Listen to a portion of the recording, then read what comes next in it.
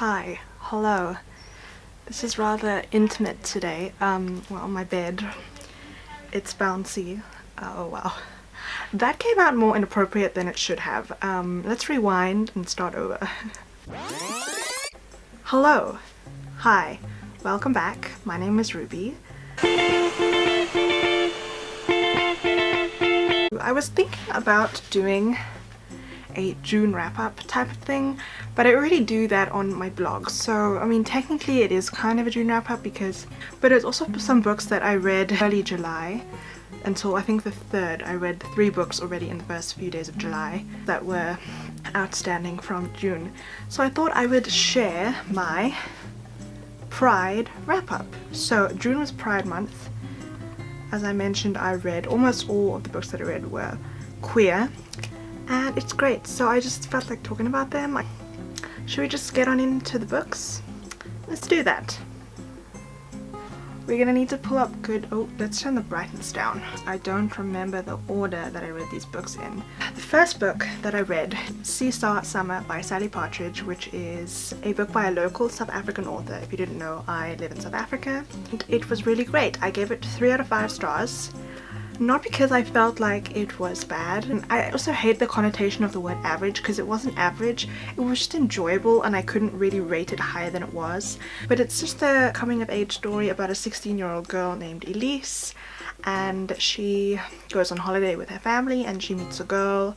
Feelings, romance ensues. It was really fun. I really enjoyed it. I think it was very short, so I read it in the span of a day.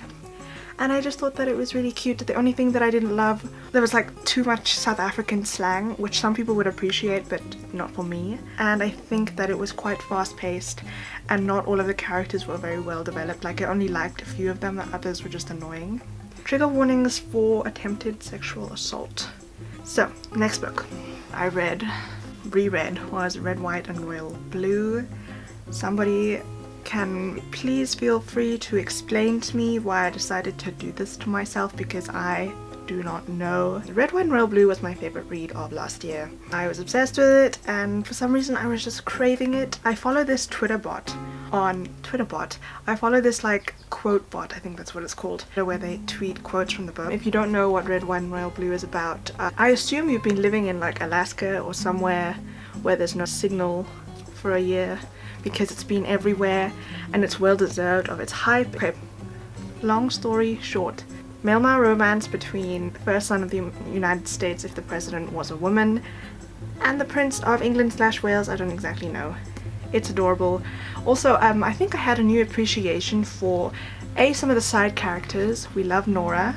And also, at first I didn't really know what I felt about it, but I love the writing style, and I know a lot of people are a bit like taken aback, but it's told in third person present tense, and some people don't like that. I personally do. I feel like it like puts you right in the moment. Fun thing was that it was set in 2020. I mean, I wish I could be living in this book. Someone keeps messaging me. Also love the bisexual representation. I don't know if you can tell today. We'll leave it at that, at my colors in my hair. So I'm just gonna move up a little bit.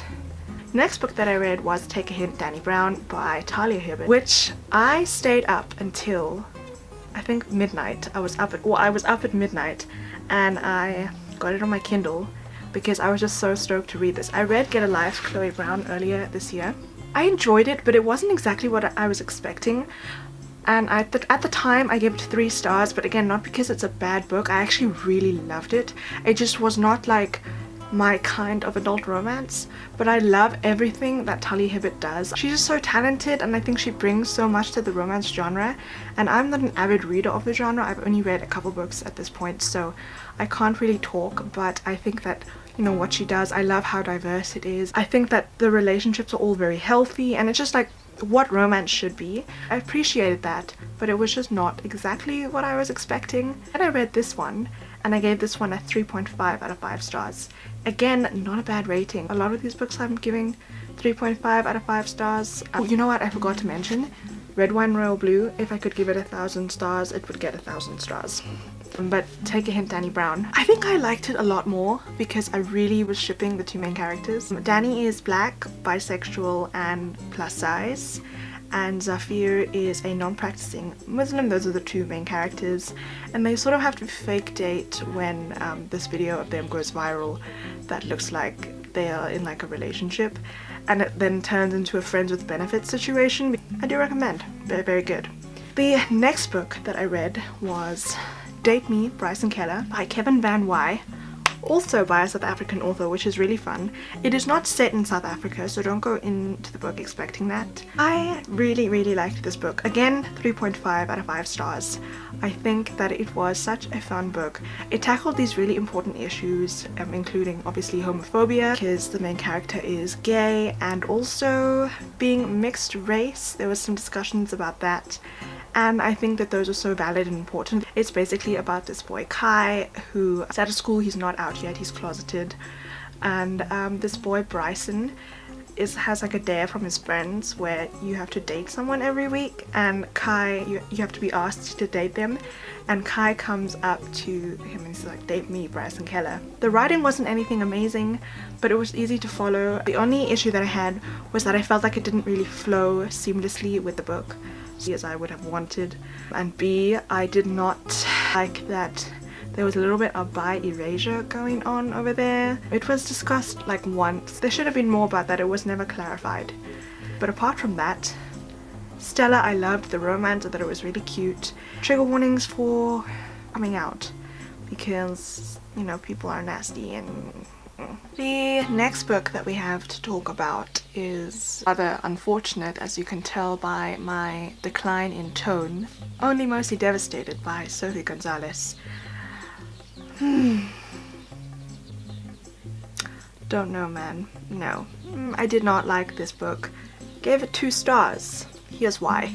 I give very few books 2 stars. I think I've given a total of only like 3 or 4 over the last 2 years. So I picked this up because it's pitched as a queer Grease retelling, which it is, but that's about as good as the book gets. You don't want to hear all the horny details. Are you kidding?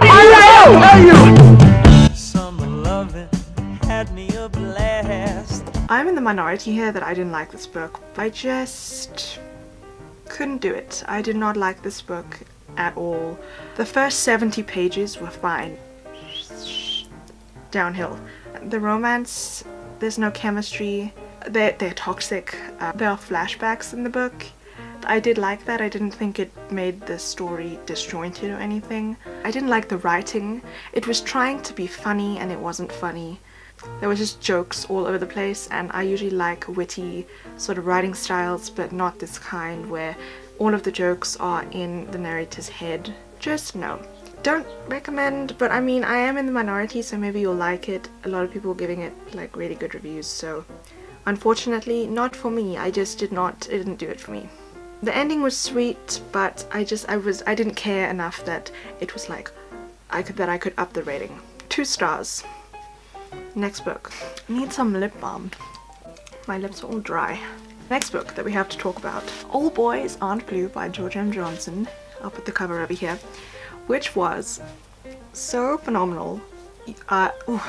It took me forever to read this book. I have it on audiobook, so I would like to thank Libro FM and publisher Macmillan Audio. It took me the entire month to read because I didn't think I was in a big audiobook mood.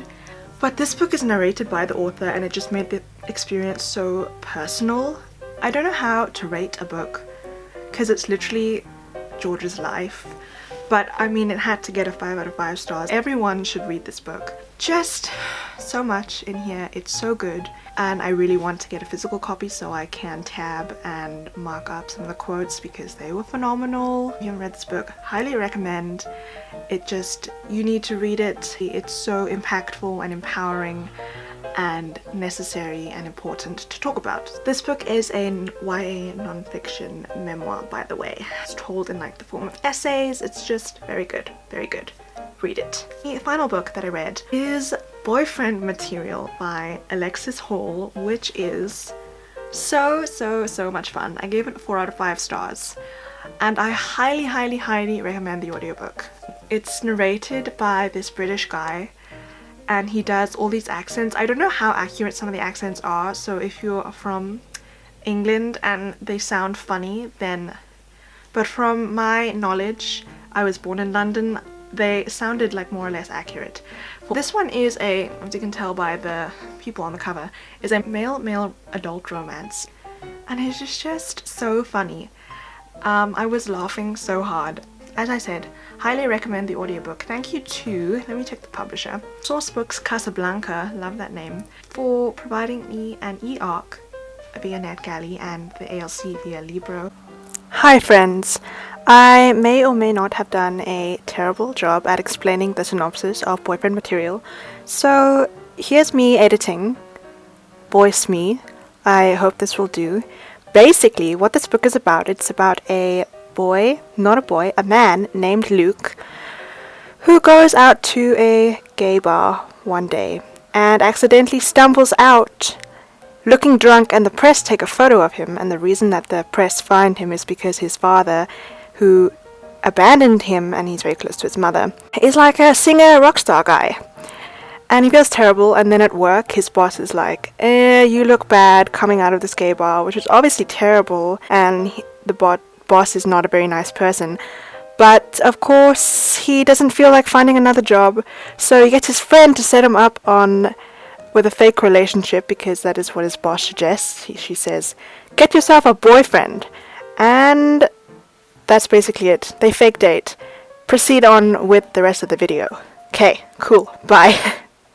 He gets his friend to set him up with another guy, Oliver, to fake date. But of course they catch feelings, and it's just really fun. I really liked it. This book, like, compared to Only Mostly Devastated, the writing was so funny that I was laughing, not internally cringing at how much humor was in it, and I thought that it was really great. I loved the characters, the romance was adorable, I loved all the side characters, especially because of the audiobook. I just highly recommend the audiobook because the narrator does such a great job at all the different accents, and you can like really tell the characters apart. I think it's out tomorrow on the day that I am filming this, so go and get yourself a copy. It's just like a really fun book to fall in love with and lose yourself in. It felt like watching a movie, and I really loved it. But anyways, those are the books that I have to talk about today. I hope you enjoyed. I do not know what books I'm gonna be reading next. Some of them, they might be queer, because a lot of the ones that I'm like eyeing right now are. Thank you so much for watching. I'm gonna leave all my social medias down below for you to go and check out, and I'll see you in the next one. Bye.